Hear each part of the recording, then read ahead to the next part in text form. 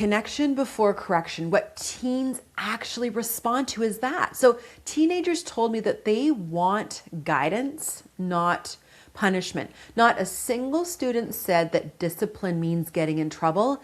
They said it's creating a supportive environment where the adults guide you and teaching you what you did wrong and another way to do it. Here's a quote from Allie, who I taught. She is a surgical resident just on my podcast episode last time.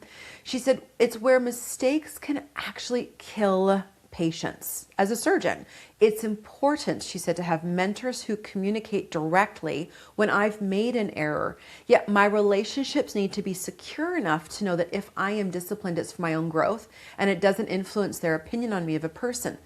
That is connection before correction.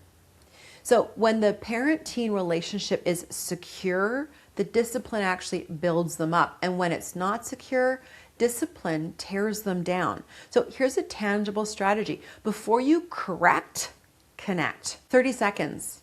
What's going on? Talk to me. Ask some questions before you teach. You can't influence a child that you do not connect with. 150 studies, and what they found was it showed that emotional regulation in childhood, meaning up to 8 years old, predicts everything in adulthood. So with emotional regulation that you learn as a young child is you have more school engagement, you have more social competency, you're better socially, your academic performance goes up. Without it, by the age of 38, they found higher unemployment, depression, substance abuse, physical illness as well. So here's a tangible strategy. Start now when your kids are young.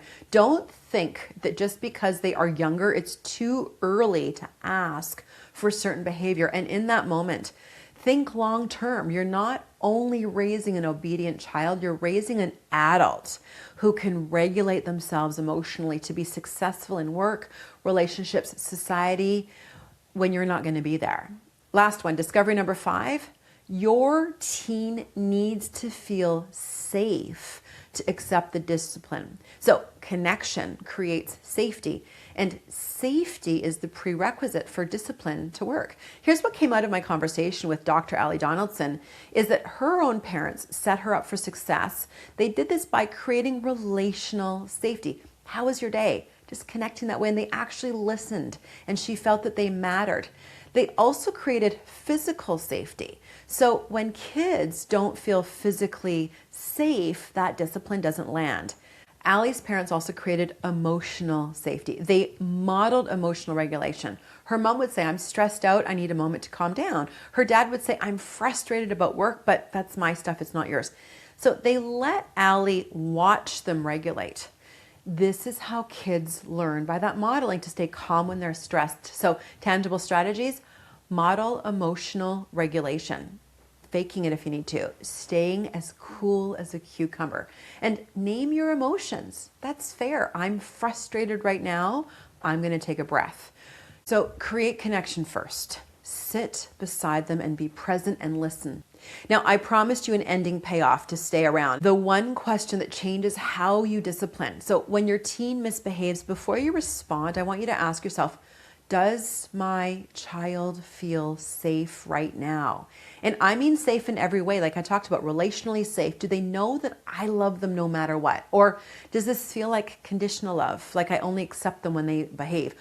Does your child feel physically safe? My own daughter, I gave her a timeout to her room and she was terrified. That was actually really bad parenting on my end because it was unsafe for her and wasn't productive. So for her, those timeouts were damaging and a really bad idea. And for my son, he loved them. So no timeouts for him either because he thought it was fantastic and it was a reward. Last, does your child feel emotionally safe? So are they able to make mistakes without being shamed? Can they fail and still be worthy and secure enough and that they can hear that correction? Like Allie said, her relationship with her surgical mentors is secure enough that when they correct her, they know it's for her growth and not because they think less of her. So if the answer is no in your moment, that they don't feel safe, change your response, build connection.